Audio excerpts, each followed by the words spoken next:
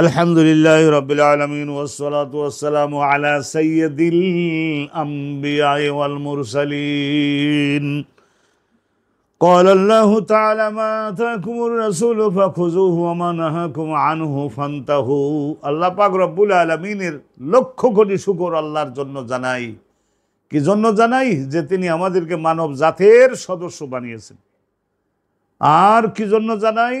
নবী রাসূলগণের অন্য জমানার নবীর মুক্তাদি না বানিয়ে আখিরি জমানার সাইয়্যিদুল আম্বিয়া যিনি তার কাফেলাভুক্ত আমাদিগকে করেছেন।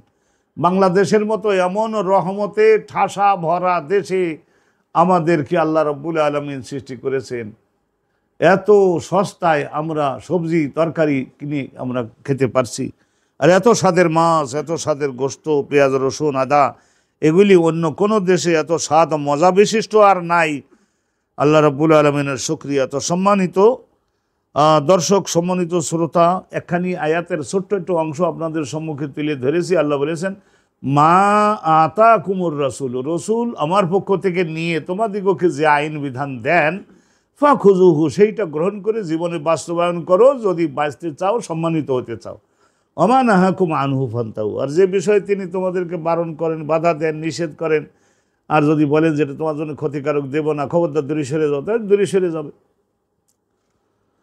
রসুলের চাইতে তোমাদের জন্য অধিকতর মঙ্গলকামী জগতে দ্বিতীয় আর নাই। মনোযোগ দিবেন। এখন আপনাদের এই জাকাতের অধ্যায় থেকে একখানি দুখানি হাদিস যতটুকু আল্লাহ রাব্বুল আলামিন তৌফিক প্রদান করেন, একটু মনোযোগ দিবেন। মহা গুরুত্বপূর্ণ, সময় থাকতেই কিন্তু জাকাত দেওয়া যে মহা গুরুত্বপূর্ণ, এই বিষয়গুলি আপনাদের উদ্দেশ্যে আমি ছেড়ে দিচ্ছি। আর রমজানের মধ্যে একটা ফরজ আমল জাকাত দেওয়া ফরজ, যারা আমলটা করবেন অন্য মাসে যদি করেন তার তুলনায় 70টা ফরজ আদায়ের সওয়াব আল্লাহ দিয়ে আপনার ধন্য সম্মানিত করে দেবেন। আস্থা রাখেন, বিশ্বাস করেন এবং আমলে আনেন। ওয়াবি কলা আলী ইবনে আব্দুল্লাহ আল মাদিনী, এই আলী ইবনে আব্দুল্লাহ আল মাদিনী ইনি ইমাম বুখারীর একজন শিক্ষক, বিশিষ্ট শিক্ষক। কয়লা আব্দুল্লাহ মাদিনী বলেন, হাদাসানা হাশেম ইবনুল কাসেম, ওনার শিক্ষক হলো হাশেম ইবনুল কাসেম, তার শিক্ষক হচ্ছে আব্দুর রহমান ইবনে আব্দুল্লাহ ইবনে দিনার, আব্দুর রহমান ইবনে আব্দুল্লাহ ইবনে দিনার। তাহলে আব্দুল্লাহ ইবনে দিনার ইনি তাবিঈ ছিলেন, ওনার ছেলে আব্দুর রহমান রিওয়ায়াত করছেন তার বাপের থেকে, মানে আব্দুল্লাহ ইবনে দিনার থেকে, তাবিঈ ছিলেন। আন আবি সালেহ সাম্মান, আবু সালেহ সাম্মান, আর ওরা পেশায় ছিলেন সাম্মান ঘি ব্যবসায়ী, সেই হিসেবে সাম্মান। আবার অনেকে ওই ঘির সঙ্গে তেলও ব্যবসা করতেন, তো সেই হিসেবে জাইয়াত। আবার অনেক সময় আবু সালেহ, আবার ওনার নাম ছিল জাকওয়ান। তো যাই হোক, ওনার শিক্ষক ছিলেন হযরত, দেন বড় ব্যবসায়ী। কিন্তু আবার আবু হুরায়রা রাদিয়াল্লাহু তাআলা আনহু আর কাছ থেকে হাদিস শোনা, এটাও আবার বাদ দিতেন না। সারাদিন হালাল রুজি কামাই করব, কঠিন পরিশ্রম করে আবার বাদ মাগরিব গিয়ে আবার হাদিসের দার্সে বসবো, ইসলাম শিখবো, ইবাদত করব, আমল করব। আখিরাতকে 1 নম্বরে, জগৎকে 2 নম্বরে রাখতেন মুসলমানগণ। হযরত আবু হুরায়রা বলেছেন, ক্বালা রাসূলুল্লাহ বলেছেন, মান আতাহুল্লাহু মালান, আল্লাহ রাব্বুল আলামিন কোন একজন পুরুষ মহিলা, তাকে আল্লাহ রাব্বুল, মহিলা হলেও সে বিরাট ব্যবসায়ী হতে পারে, কর্মচারী দ্বারা ব্যবসা পরিচালনা করে, মহিলাদের মধ্যে ব্যবসা পরিচালনা করে ব্রেন ভালো, আম্মাজান হযরতে খাদিজাতুল কুবরার মতো, আমাদের বড় মা হযরতে খাদিজাতুল কুবরা রাদিয়াল্লাহু তাআলা আনহা। মক্কার যে সমস্ত মহিলারা স্মল সাইজ ক্যাপিটাল, ছোট ছোট পুঁজি, সবাই বলতেন না যে পুঁজি ফেলে রাখলে নষ্ট হয়ে যায়, আনো এক জায়গায় আনো। তো এক জায়গায় আনলে বড় পুঁজি বানাইয়ে, তারপরে যারা একটু মেধাবী, একটু দৈহিকভাবে কষ্ট করতে পারে, অত সুআপন্থী না, এই সমস্ত লোকদেরকে ব্রেনি এবং বিজনেস পলিসি সম্পর্কে ভালো জানে, experience with lot of experience about business, তাদের কাছে দিতেন। দিয়ে বলতেন যে কর্মচারী, পরিবহন ইত্যাদির ভাড়া টাড়া সব খরচ বাদ যাবে। বাদ যাওয়ার পরে তারপরে কি হবে, যা লাভ হবে তার মধ্য থেকে তুমি নেবা এই ধরনের, তুমি নেবা এই 40 বা 35, আর আমরা যারা পুঁজি দিলাম আমরা নেব 60।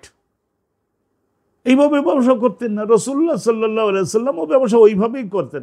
একদল আহমক টাইপের লোক আছে, এটা একটা শক্ত শব্দ বললাম, রাসূলুল্লাহ সম্পর্কে বলে যে রাসূলুল্লাহ বলে ওনার কর্মচারী ছিলেন, কর্মচারী না, ওই ব্যবসায়িক পার্টনার, এইটা নবী পাক ছিলেন। ব্যবসা করতেন, ইয়ামান দেশের মার্কেট থেকে মাল কিনে শাম দেশের মার্কেটে, ওই যে যেখানে যুদ্ধ চলছে গাজা, ওই গাজ্জার মার্কেটে, এই মক্কার আবু সুফিয়ান এনারা সবাই গাজ্জার মার্কেটে মাল নিয়ে যেতেন। ওদিক থেকে ওই সমস্ত চীন দেশের সব জায়গা থেকে সাগর পথে সমস্ত মালপত্র ওই গাজ্জার মার্কেটে উঠতো, কাপড় চোপড় উঠতো, সিরিয়ায় কাপড় চোপড় তৈরি হতো, সে কাপড় চোপড় উঠতো। আর সে সময় গৃহস্থালির যে সমস্ত জিনিসপত্র সেগুলি উঠতো, কী কী মাল সেগুলোর একটা ফিরিস্তি আমার কাছে আছে।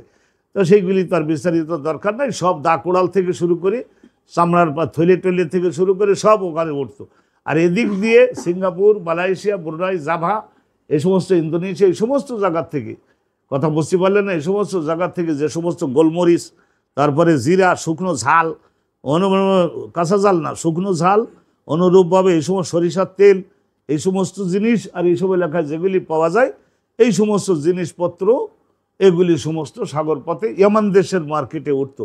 আর মক্কা মদিনার ওই সমস্ত এলাকার লোকেরা সাগর থেকে মাছ, শুটকি মাছ শুকিয়ে ফেলতো, শুটকি মাছ, শুটকি গোস্ত, আর অনুরূপভাবে পাথরজাত দ্রব্য, পাথরের দ্বারা বহু ধরনের জিনিসপত্র বানানো যায় হস্তশিল্পের, সেগুলি, অনুরূপভাবে মধু, পাহাড়ের মধু প্রচুর আওহাইনা ইলান নাহানে আলিন তাকিজি মিনাল জিবালে বইয়তান অমিনাল সাজারে অমিম্মা ইয়ারিসুন, আপনারা শুনেছেন এই সমস্ত মক্কা শরীফ, মদিনা শরীফের পাহাড়ে এক একটা মধুর চাক হয়তো 20 হাত লম্বা, 2 হাত ঝুলিয়ে পড়েছে। তা দেখা গেল যে একটা চাকেই 5 মণ মধু পাওয়া গেল। আর লক্ষ লক্ষ ভেড়া, বকরি, দুম্বা এগুলির দুধের দ্বারা মাখন তৈরি হয়, দুধের দ্বারা আর অন্য প্রকারের জুবদা, পনির তৈরি হয়, এই দুধের থেকে ঘি তৈরি হয়, এইগুলি সমস্ত। আর এই সমস্ত চামড়াজাত দ্রব্য, কাষ্ঠজাত দ্রব্য, এই সমস্ত লোকাল একটা প্রোডাকশন এটা মক্কা মদিনার এলাকায় ছিল। কিন্তু এরা ইলাফে কোরাইশ, এরা ব্যবসায়ী ছিলেন, ওই ইয়ামান দেশের মাল সিরিয়ার মাল ইয়ামান দেশে। আর ইনারা ব্যবসা করতে আফ্রিকা মহাদেশেও যেতেন।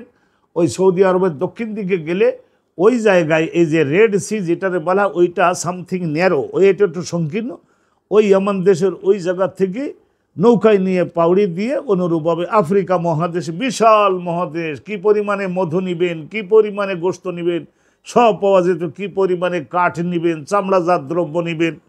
পৃথিবী কি আর থেমেছিল নাকি? পৃথিবী চলতো।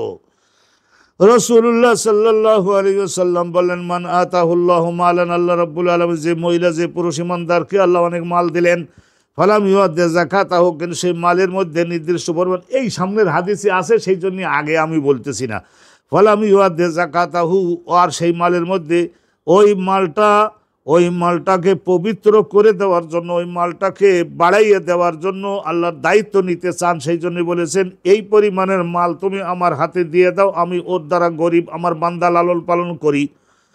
আর অনুরূপভাবে আমি আল্লাহ রাব্বুল আলামিন মালটাও বাড়াই দিব। আর তুমি যে মালের বান্দা হয়ে যাও নাই, মালের মোহে তুমি যে মালের অন্ধ ভক্ত হয়ে যাও নাই, তারও প্রমাণ।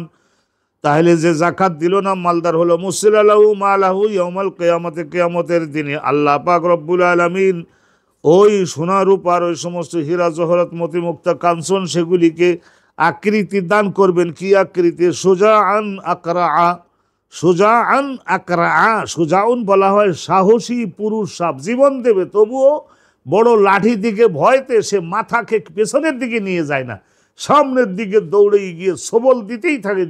এই জন্যই তারে বলা হয়েছে সুজাউন, সাহসী এবং অনেক বয়স্কর। আকরা মানে এত বিষ তার দাঁতের গোড়ার থলেতে জমছে যে ওই বিষের জ্বালায় তার মাথার উপরে কিছুটা লোম মতো উদ্গত হতো, তা সেগুলি লোমগুলি বিষের জ্বালায় পুড়িয়ে পড়ে গেছে। আমাদের দেশে দেখেন না, একদল লোক টাক হয়, এগুলির ব্রেনের মধ্যে বেশি পরিমাণে তাপ যদি হয় তাহলে বেশিরভাগ ক্ষেত্রে, আবার অনেক সময় বংশীয় হয়, তা বংশীয় হলেও এই মাথার মধ্যে ব্রেনের মধ্যে যদি কি হয়, হটনেস যেটারে বলা হয় তাপ, এটা যদি বেশি হয় তাহলে মাথার মধ্যে চুলগুলি পড়ে যায়। ওই রকম সাপ আকরা অর্থ হলো তার ওই যে মাথার উপরে একটু লোম কয়েকটা গজায়, এবারে হয়তো 10টা, ওবারে 10টাকে, সেগুলিও পড়ে গেছে।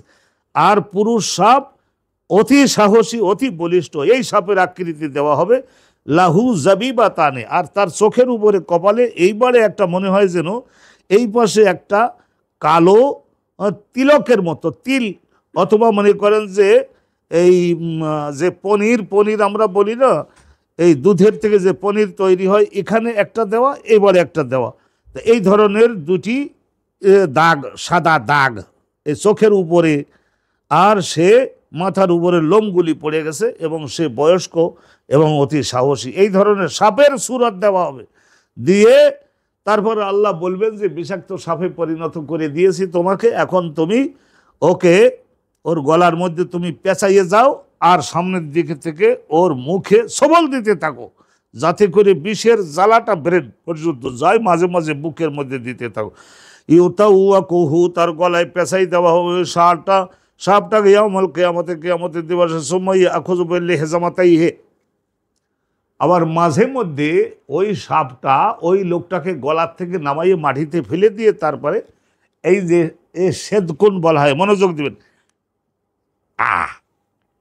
এইটাকে সেদকুন, একটা সাবালি আর উপরের অংশ আর একটা সাবালি, এই দুইটা সাবালির মাঝখানের মধ্যে ওই লোকটাকে নিয়ে তারপরে সবাইকে দেখাবে, এই যে দেখো জাকাত দেয় নাই, কিয়ামতের মাঠে তোমরা সবাই দেখো, আমি নিচের দাঁত উপরের দাঁত তার দেহের মধ্যে বসাই দিয়ে এইভাবে সব ঘুরাই ঘুরাই দেখাবে সাপে।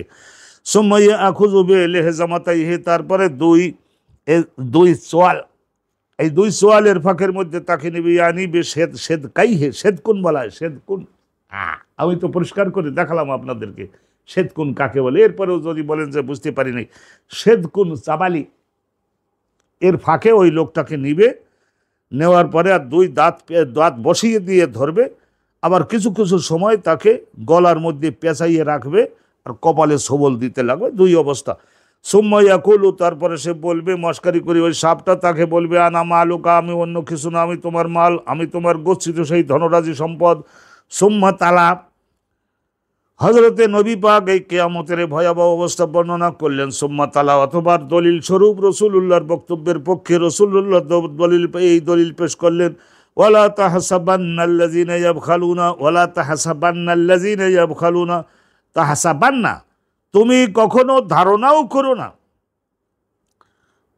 এই ধারণা অল্প সময়ের জন্য মনের মধ্যে একটা ধারণা, হাসিবা ইয়াসিবু জন্না ইয়াজন্নু খালা ইয়া খালু, এই যে তিনটা, এটা হলো শখের জন্য, তাই এর মধ্যে একটা ওয়ালা তাহসাবান্না, ধারণাও করো না, আল্লাযীনা ইয়াবখালুনা, যারা যাকাত দেয় না, বখিলতি করে, মাল শুধু বাড়াইতেই থাকে, কোটি কোটি টাকার মালিক তাকে আল্লাহ বানিয়েছেন, কিন্তু রমজান আসলো, ঈদুল ফিতর আসলো, সবাই যাকাত দিল, কিন্তু সে যাকাত দিল না, এবং মনে মনে ভাবলো যে এটা তার জন্য বিরাট বুদ্ধিমানের কাজ সে করেছে, অনেক টাকা খরচ করা থেকে সে জমা রাখতে পেরেছে। এই সমস্ত লোকদের সম্পর্কে হে নবী আমার, আপনি ধারণা করবেন না যে ইন্নাহুম বিখাইরিন, তারা মঙ্গল এবং স্থায়ী উপকার দিবে এমন একটা কাজ তারা করেছে, এমন ধারণা আপনি কোশ্চিনকালেও তাদের সম্পর্কে করবেন না। ইয়াবখালুনা, যারা বখিলতি করে, বিমা আতাহুমুল্লাহু মিন ফাদলিহি, আল্লাহ রাব্বুল আলামিন অনুগ্রহের দান তাদেরকে দিয়েছিলেন, ওই একটা জাকাতের অংশ দেবে, দানের আরও একটু অংশ দিবে, সেইগুলির দ্বারা আল্লাহ গরিবদের লালন পালন করবেন। মানুষদেরকে পরীক্ষা করবার জন্য আল্লাহ কাউকে কাউকে অভাবী বানান, কাউকে ধনবান বানান, পরীক্ষা করবার জন্য। অনেক সময় দেখা যায় এক সময় যার দাদার বাপ প্রচুর পরিমাণে জাকাত দিত, কিন্তু পরের প্রজন্ম তারা বদমায়েশ হয়ে যাওয়ার কারণে, এবং তারা জেনা ব্যভিচারী, এবং তারা জাকাত দেয় না, নামাজ পরিত্যাগ করেছে, মদ গাঁজা খায়, এই সমস্ত লোকদেরকে আবার ভিটে বাড়ি সহ বিক্রি করে পল্লীগ্রামে চলে গিয়ে চাষা ভূষা বানাইয়ে দিতে আল্লাহর ক্ষমতা আছে। বিমা আতাহুমুল্লাহু মিন ফাদলিহি হুয়া খায়রান লাহুম, এই জাকাত না দেওয়াটা তাদের জন্য লাভজনক, এইটা যারা খবরদার মনে করে এইটা করে, আপনি তাদের সম্পর্কে মনে করবেন না জাকাত না দেওয়াটা তাদের জন্য লাভজনক। বাল হুয়া শাররুন লাহুম, বরং এই জাকাত না দেওয়াটা তাদের জন্য ধ্বংসের কারণ, তারা নিজেদেরকে ফাঁসির আসামি বানিয়ে ফেলল। সাইয়ুতাওয়াকুনা মা বাখিলু বিহি ইয়াউমাল কিয়ামাহ, আল্লাহ রাব্বুল আলামিন স্বয়ং নিজে কোরআনে বলে দিয়েছেন, এই সমস্ত বখিলাতি করে যে সমস্ত মালের জাকাত দেয় নাই, সেইগুলিকে উত্তপ্ত গরম একটা সেনের মতো বানাইয়ে আমি তাদের গলার মধ্যে পেঁচাইয়ে দিব, এবং জমিনের মধ্যে তারা আছাড় পিছাড় করতে থাকবে, হুঙ্কার চিৎকার দিতে থাকবে। গরিবদের যত কষ্ট দিয়েছিল, না খাওয়াইয়ে রাখছিল গরিবদেরকে, খাদ্য তারা পায় নাই, কাপড় পায় নাই, তারা চিকিৎসার এই ধরনের টাকা পায় নাই, ছেলে মেয়ে পড়ানোর জন্য তারা খরচ সংগ্রহ করতে পারে নাই। বাংলাদেশের সমস্ত মানুষেরা সবাই যদি এখলাসের সঙ্গে আল্লাহর রহমতে জাকাতটা দিয়ে দেয়, আর জাকাতটা যদি সুশৃঙ্খলভাবে এক জায়গায় জমা করা হয়, তাহলে এইগুলির দ্বারা আল্লাহ তাআলার মেহেরবানিতে এক একটা ফ্যামিলিকে যদি একটা শাসনের মধ্যে রেখে 2 লাখ 3 লাখ 5 লাখ করে টাকা দিয়ে দেওয়া হয়, তাহলে দেখা যাবে যে আগামী 10 বছর পরে বাংলাদেশের মধ্যে জাকাত গ্রহণ করবার যোগ্য কোনো লোক আল্লাহর রহমতে থাকবে না। সম্পদগুলি এক জায়গায় পুঞ্জীভূত না থেকে সম্পদগুলিকে দৌলাতান মানে একজনের হাতের থেকে আর একজনের হাতে চলে যেতে পারে, এই ধরনের আইন এবং ব্যবস্থা আল্লাহ রাব্বুল আলামিন দান করেছেন। সম্মানিত দর্শক, সম্মানিত শ্রোতা, আমরা আজকের মতো এই অনুষ্ঠানটা এখানে সুসম্পন্ন করছি। আল্লাহ পাক রব্বুল আলামিনের কাছে আমরা সকলে সাহায্য চাই। আল্লাহ তাআলা আমাদের হৃদয়গুলিকে যেন জাকাত দেওয়ার জন্য যোগ্য বানিয়ে দেন, আমাদের সকলকে রহমত দান করেন। আসসালামু আলাইকুম ওয়া রাহমাতুল্লাহি ওয়া বারাকাতুহু।